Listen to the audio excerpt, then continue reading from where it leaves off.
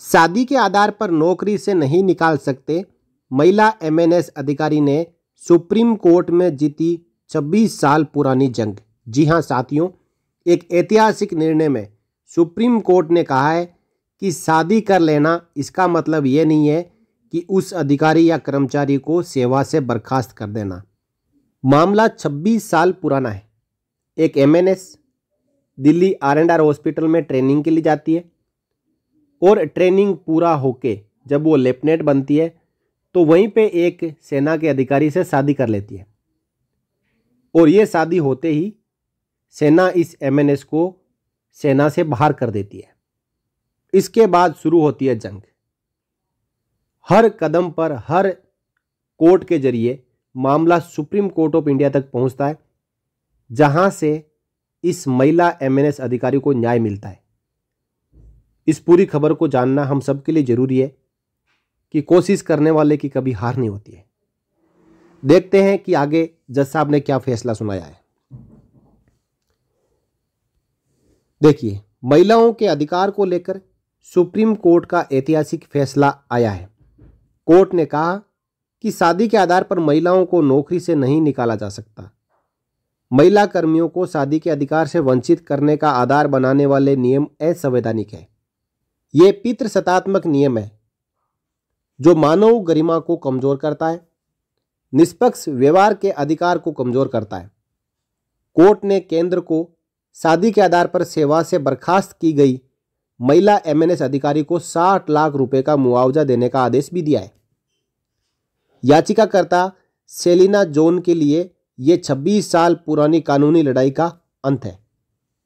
इस मामले में याचिकाकर्ता को सैन्य नर्सिंग सेवाओं के लिए चुना गया था, यानी एमएनएस के लिए चुना गया था, और वे दिल्ली के आर्मी अस्पताल में ट्रेनिंग के रूप में शामिल हुई।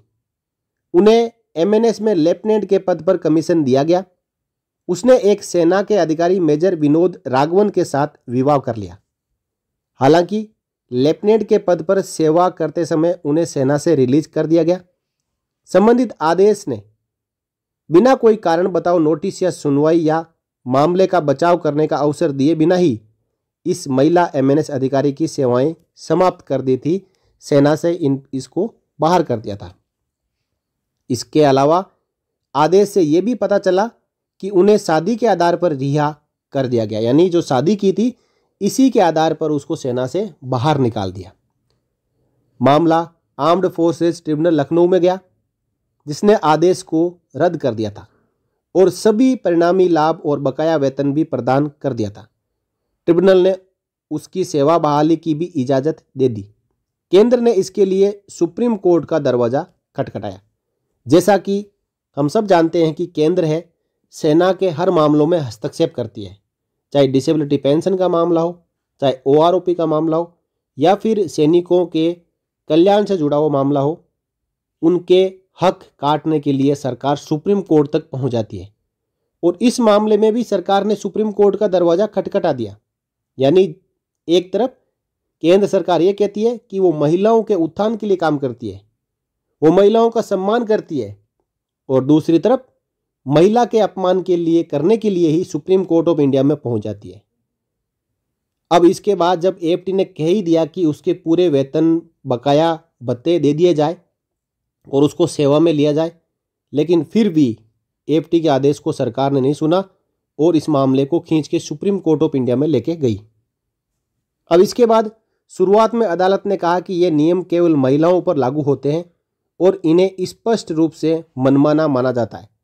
ये नियम केवल महिला नर्सिंग अधिकारियों पर लागू था। इस तरह का नियम स्पष्ट रूप से मनमाना था क्योंकि महिला की शादी हो जाने के कारण रोजगार समाप्त करना लैंगिक भेदभाव और असमानता का बड़ा मामला है। सुप्रीम कोर्ट की इस टिप्पणी के बाद में सुप्रीम कोर्ट ने आदेश दिया कि इस प्रकार के नियम है जो महिलाओं के कल्याण के विरुद्ध है, महिलाओं के सशक्तिकरण के विरुद्ध है और महिलाओं पर इस प्रकार के नियम लागू नहीं होने चाहिए। पुरुषों को जो अधिकार है वो महिलाओं को भी अधिकार है। इस प्रकार का एमएनएस कैडर में एक नियम है कि वो शादी नहीं कर सकती, यानी कुछ टाइम लिमिट तक वो शादी नहीं कर सकती। और इसी दौरान इस महिला अधिकारी एमएनएस अधिकारी ने शादी की थी जिसके कारण उसको सेवा से बर्खास्त कर दिया था और अब उसको आखिरकार न्याय मिला है। तो हम सब सुप्रीम कोर्ट ऑफ इंडिया के इस फैसले का स्वागत करते हैं, जिन्होंने एक महिला एमएनएस अधिकारी के लिए उसके हित में इतना बड़ा फैसला सुनाया। इसके बारे में आपकी क्या राय? आप अपनी राय जरूर रखें और वीडियो को ज़्यादा से ज़्यादा शेयर करें। जय हिंद, नमस्कार। For more updates, subscribe to our channel and enjoy watching the videos.